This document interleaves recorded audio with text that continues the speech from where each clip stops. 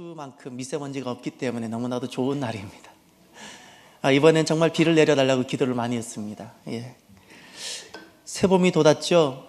새순이 돋고 있어서 참 좋은 날입니다.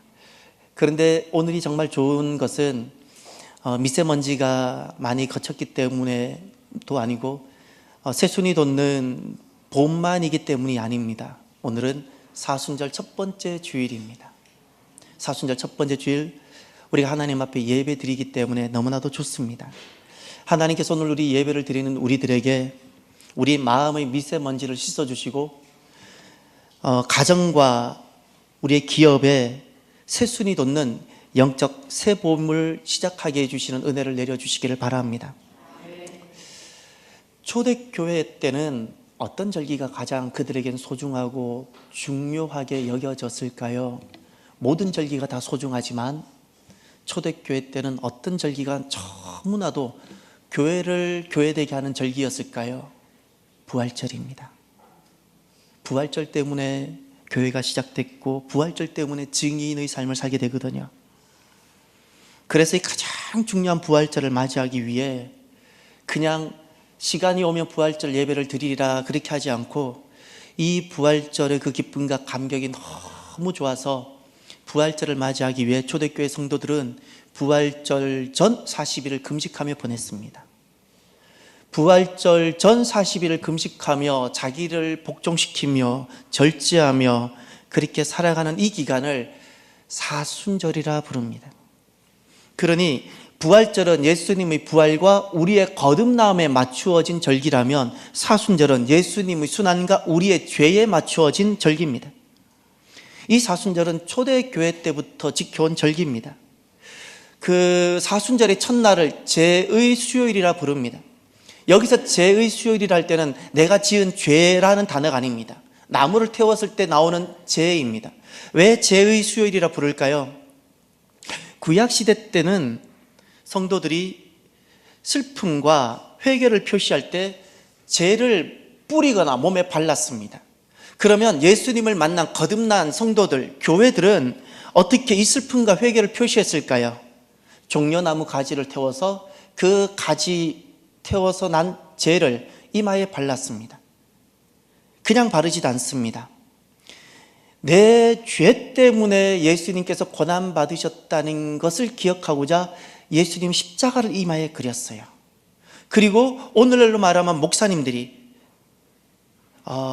이 사순절 첫날에 참여하는 그 성도들에게 이렇게 말을 해주었습니다. 당신은 흙으로부터 온 존재임을 기억하십시오. 당신은 죄인임을 항상 잊지 마십시오.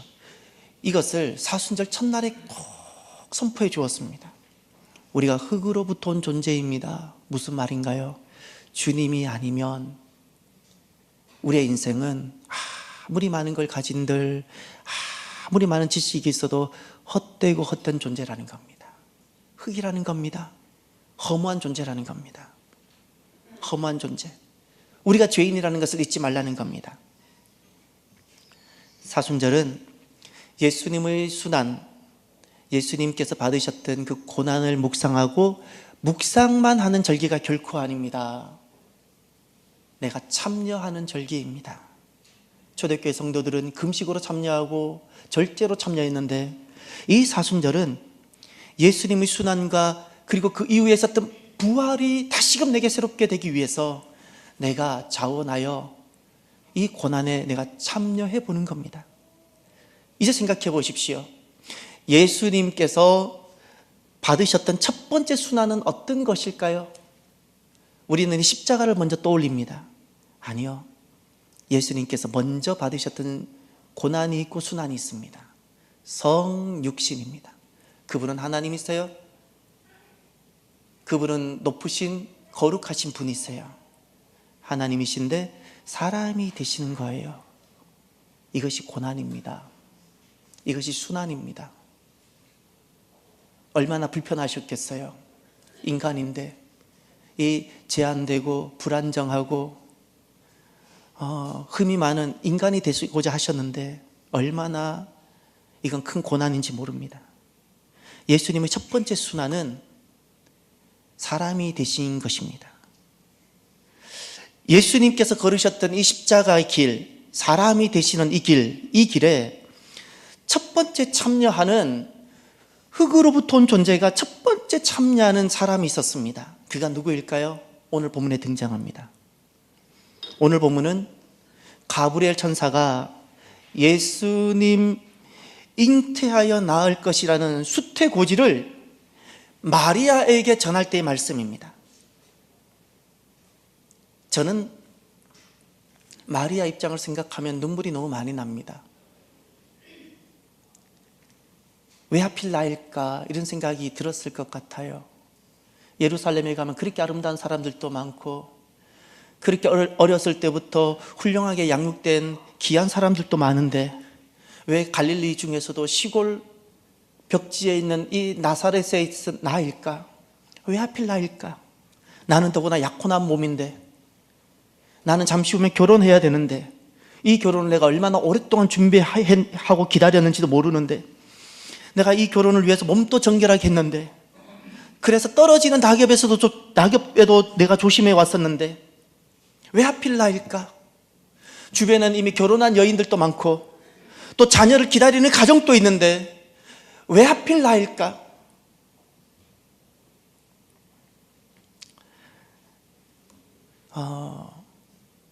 마리아가 선한 결단을 한다고 주변 사람들이 믿어주었을까요? 내가 이 길 걸어가면 주변 사람이 나를 믿어줄 거라고 마리아가 생각했을까요? 사람은요, 아무리 어려워도 알아주고 이해해주고 격려해주면 사람은 힘들어도 갈 수 있습니다. 그런데 마리아, 아무리 둘이 주변을 둘러봐도 자기를 이해해줄 사람이 아니 보여요.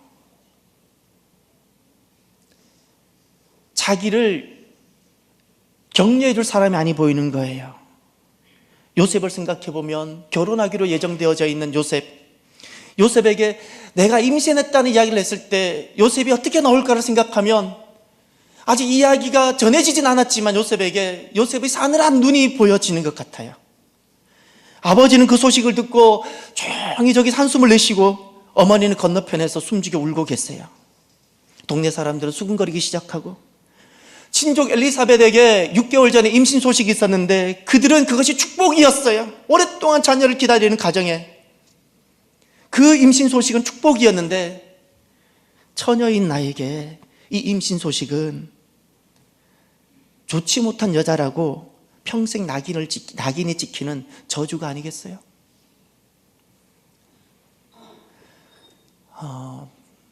믿음이 없으면 축복이 저주로 보입니다. 그럼에도 불구하고 마리아는 결단을 합니다. 38절에 마리아가 이르되 주의 여종이오니 말씀대로 내게 이루어지이다. 말씀대로 이루어지도록 내 자신을 내어 드리리라.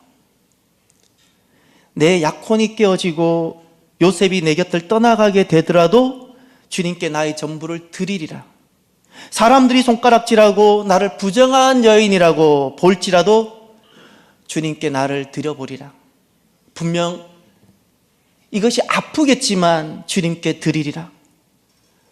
눈물이 나겠지만 주님께 드리리라. 나를 향한 비난이 있겠지만 주님께 드리리라. 믿음은 자신의 전부를 드리는 것입니다. 하나님 아버지시잖아요. 하나님은 우리 아버지시죠. 마리아의 아버지시고 우리 아버지세요. 하나님 마음은 어떠셨을까요? 그 당시에 수많은 사람들이 이 땅에 여인들이 있었는데 왜 하필 마리아를 찾아오셨을까요? 다 자기 일로 바빴어. 다 자기가 소중했어. 그 누구도 예수님의 이 고난, 사람이 되시고자 하시는 예수님의 고난에 아무도 참여하지 못하는 거예요. 그때 저 시골 나사렛에서 한 여인이 참여해요. 더구나 결혼을 앞두고 있는 여인인데, 그렇게 되면 잘못하면 결혼도 깨어질 수 있고 일평생 좋지 못한 낙인도 찍힐 수 있는데 그렇게 나오는 마리아를 봤을 때 아버지 마음이 어떻겠어요? 아버지 마음이 어떻겠어요? 아버지께서, 하나님 아버지께서 그를 꼭 품어주시고요, 그 온 삶을 하나님께 드리고자 하시는 그 마리아, 스스로 아무도 이해해 주지 못하는 그 고독한 길을 걸어가고자 나오는 마리아, 예수님께서 고난의 길을 걸어가시고자 첫 번째 성육신이라는 그 십자가의 길을 걸어가시기 위해 나오시는데 그 길에 참여하는 마리아에게 예수님은 꼭 품어주실 뿐만 아니라 이것이 저주가 아니고 복임을 보여주고 싶으십니다. 이 하나님의 모든 말씀이, 하나님께서 우리에게, 마리아에게 하시는 말씀이 축복임을, 가장 귀한 것임을 보여주고 싶으신 분이십니다. 하나님께서 그래서 마리아에게 어떻게 복을 주셨는가 하니 도무지 이해할 수 없는 일이 일어났는데, 기적이 일어났고 역전이 일어났는데 제일 먼저 분노하거나 속상해하며 떠나야 할 요셉이 도리어 마리아의 보호자가 됩니다. 정말 놀라운 일 아닌가요? 돌을 들었어야 되는 요셉이 돌을 도리어 내려놓고 마리아의 보호자가 됩니다. 더구나 요셉과 마리아가 이룬 가정이 있는데 예수님을 제외하고 하나님께서 복을 주셔서 6명 이상의 자녀를 주셨어요. 이 자녀는 하나님의 축복의 상징입니다. 그리고 만세에 걸쳐서 복이 있다 칭찬받는 여인이 되게 해주셨고요. 사람은 모두가 흙으로부터 온 존재이죠. 이 사순절 첫날 흙으로부터 온 존재임을 잊지 말라고 우리 반복해서 지키는데, 흙으로부터 온 존재인 마리아가 그리스도를 모시게 되는 정말 존귀한 자가 됩니다. 이런 복을 주셨어요. 하나님의 모든 말씀은 복입니다. 십자가의 길, 말씀을 이루기 위해 걸어가는 그 길이 십자가의 길인데 십자가의 길이 복입니다. 그러면 믿음은 무엇일까요? 믿음은 말씀을 이루기 위해 나 자신을 드리는 것입니다. 말씀이 그대로 이루어지도록 내가 십자가의 길을 걸어가는 것, 이것이 믿음입니다. 오늘 말씀을 통해서 하나님 아버지는 우리에게 무엇을 바라실까요? 우리에게 복을 주시고 우리에게 좋은 것을 예배해 두시고 하나님의 유업을 주시고자 하시는 하나님께서는, 우리 아버지께서는 오늘날 우리들에게, 자녀인 우리들에게 무엇을 원하실까요? 우리가 얼마나 많은 것을 가지고 나와야 될까요? 우리가 어떠해야 될까요? 하나님은 그 어느 것도 원하지 않으시고요, 하나님의 그 모든 유업, 좋은 것을 복으로 주시길 원하시는 하나님 아버지는 우리의 헌신, 전부를 드림을 원하십니다. 드림을 원하십니다. 무엇이 정결함일까요? 우리가 얼마나 거짓말을 하지 아니하고, 우리가 얼마나 나쁜 생각을 하지 않고, 우리가 얼마나 부정한 어떤 일을 하지 않으면 정결해질까요? 자신을 전부 드리는 번제와 같은 헌신, 이것이 정결입니다. 거짓말을 좀 적게 하는 것이 정결이 아니고요, 나 자신을 말씀을 이루기 위해 전부를 내어드리는 번제된 삶, 이것이 정결입니다. 무엇이 정결하지 못한 것일까요?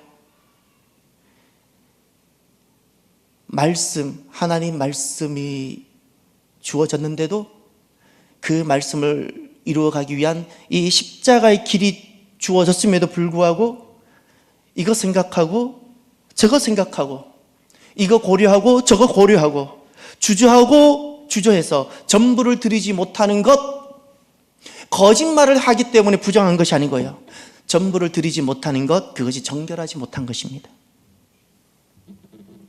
하나님의 모든 말씀은 복입니다. 그 말씀을 이루기 위해서 내가 걸어가는 십자가의 길이 복입니다. 그래서 믿음은 무엇일까요? 나 자신을 드리는 것. 말씀이 그대로 이루어지도록, 하나님의 모든 말씀이 복이기에 그 말씀이 나에게 이루어지도록 나 자신을 드리는 것, 이것이 믿음입니다. 하나님 나라는 하나님 말씀이 그대로 이루어지는 땅이고, 하나님의 백성은 하나님의 말씀이 그대로 이루어지는 사람입니다. 헌신이란 내가 생각했을 때 의미가 있고 가치가 있어 보이는 것에 내가 섬기거나 나 자신을 드리는 것이 헌신이 아니라 하나님의 말씀에 자기를 드리는 것이 헌신입니다. 흙으로부터 온 우리들이지요. 오늘 우리들은 어떠한가요? 오늘날 이 세대는 자기를 아끼는 세대입니다. 주위에서 손가락질할까봐 자신을 드리지 못합니다. 자신에게 손해가 올까봐 자신을 드리지 못합니다. 이 길 걸어가다 아픔이 생길까봐 자신을 드리지를 못합니다. 힘들고 어려워질까봐 미리 자신을 하나님 앞에서 아끼고 사는 세대입니다.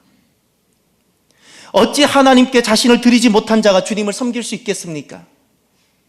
어찌 자신을 하나님께 드리지 못하는 자가 교회를 세울 수 있겠습니까? 어찌 자신을 하나님께 드리지 못하는 자가 가정을 세울 수 있겠습니까? 하나님께서는 복을 주시는 분인데 그 복을 주실 때 말씀을 주십니다. 그런데 그 하나님 말씀이 힘들다고 내가 저버리고 있는데 어찌 내가 복 가운데 들어올 수 있겠습니까? 하나님 말씀이 복임에도 불구하고 내가 불편하다고 여기는데 어찌 내가 복된 인생이 되겠습니까?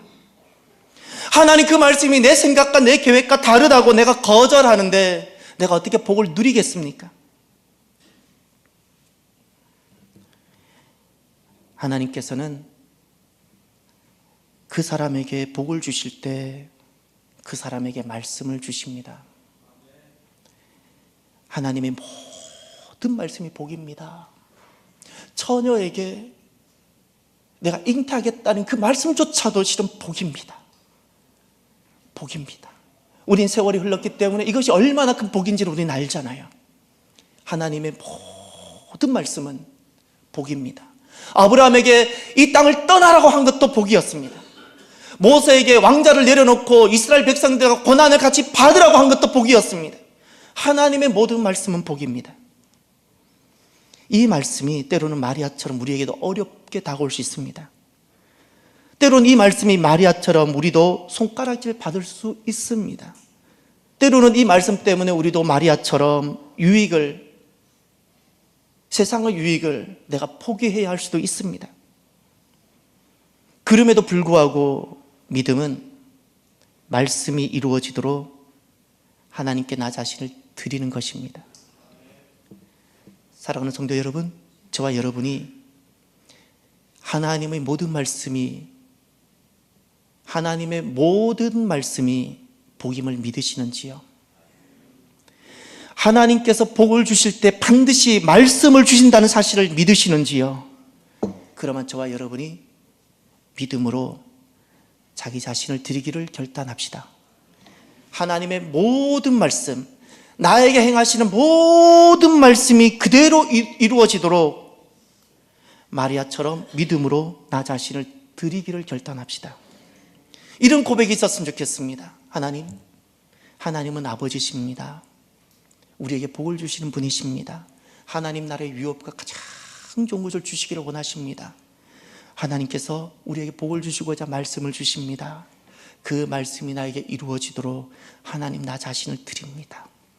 전에는 이것도 아끼고 저것도 아끼다가 주저하고 하나님 나 자신을 드리질 못했는데 하나님의 모든 말씀은 복이기에 이제 그 말씀이 나에게 이루어지도록 마리아처럼 나 자신을 드리기를 원합니다. 이 고백이 있었으면 참 좋겠습니다. 한 여인이 있습니다. 실은 이 여인은 동독과 서독이 나누어지기 막 직전에 태어난 여인입니다. 동서독이 분단되었었죠. 그래서 이 분단의 아픔을 참 잘 공감할 수 있는 나라 중에 하나였습니다. 베를린 장벽이 1954년에 장벽이 생기기 전에 동독에 있었던 수많은 기독교인들이 서독으로 넘어왔어요. 제가 알기로 무려 270만 명이 자유를 찾아, 신앙을 찾아 서독으로 왔어요. 대부분의 목사님들이 다 서독으로 왔어요.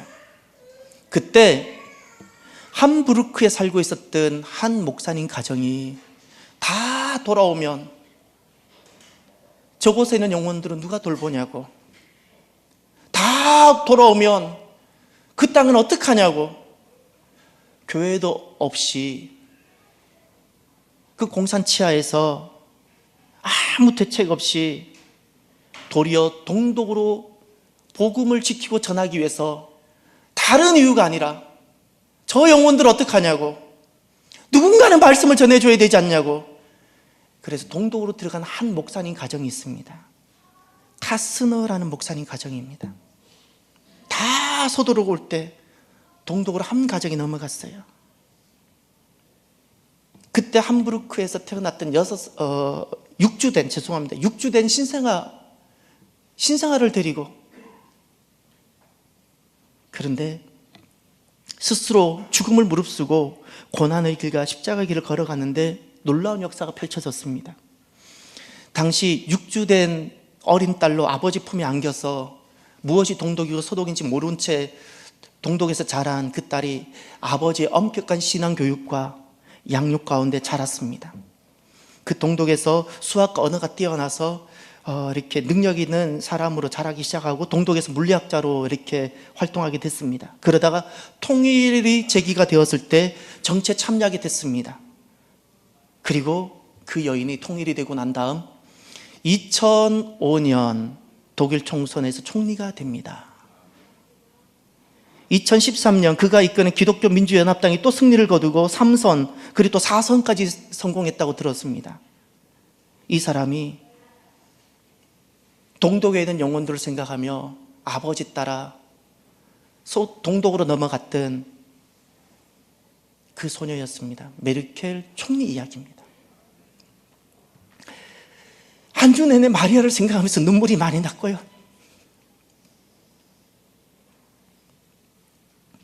메르켈 총리의 아버지를 생각하면서 눈물이 많이 났어요. 당시 누가 마리아의 그 결단을 누가 이해를 했겠어요? 메르켈 총리의 아버지의 결단을 누가 감히 이해를 했겠어요? 시대에 다 역행하는 것 아닌가요?